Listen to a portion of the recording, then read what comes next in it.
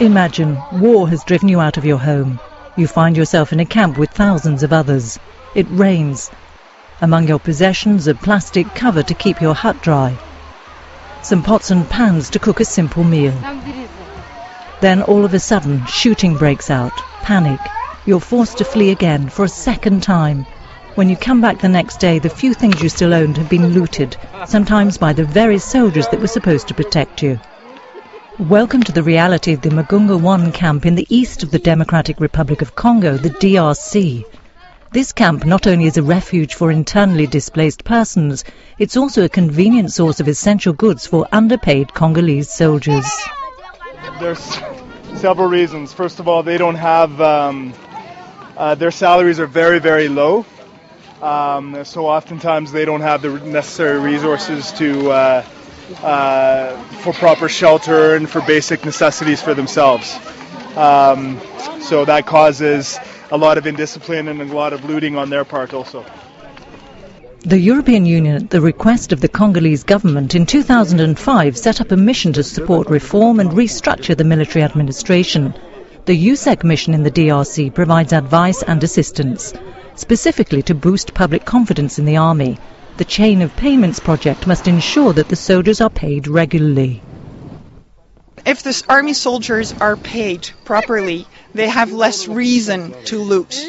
I believe it's one of the key things you can do to improve the situation here. While NGOs and the United Nations provide humanitarian aid to the people in the Mugunga 1 camp, the capital, Kinshasa, hosts a meeting between EU and Congolese army officials. The technical support takes place under the European Security and Defence Policy. To improve the situation, the government needs to have a clear view on the number of soldiers, the infrastructure and equipment. That's why in 2007 the EU has launched an audit of all units, and a biometric census started in Kinshasa. I was asked when I arrived 2.5 years ago to make sure that soldiers would be paid as regularly as possible. And in order to achieve this, the only way is to know how many soldiers there are. In 2 years, the collaboration between the EU and the Congolese army helped raise the soldiers' salary from $10 to $42. It's progress, but it's not sufficient.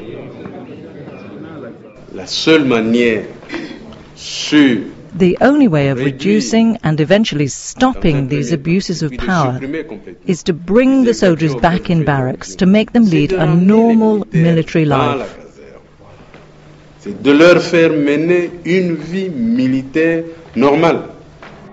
The census will determine how much money the army requires. When the operation is completed, every Congolese soldier will have an individual biometric identity card that can't be falsified. People find it difficult to figure out if a soldier is a real soldier or not. This card will help them find out for good. The Chain of Payments project ensures secure payment procedures are set up.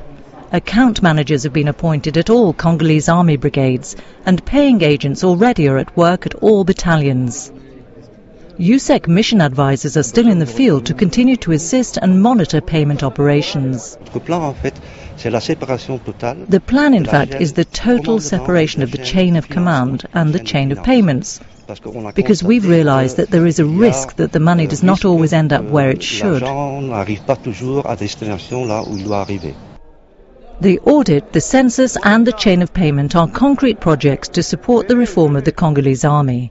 Some may argue the EUSEC mission is only a drop in the ocean, but the Democratic Republic of Congo is only a young democracy, and it's therefore essential to have a modern management of the army. Aid workers in the east of the country fully agree.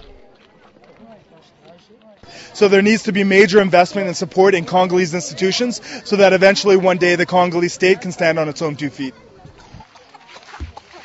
The mandate of the EUSEC mission goes clearly in this direction. It will continue throughout 2008.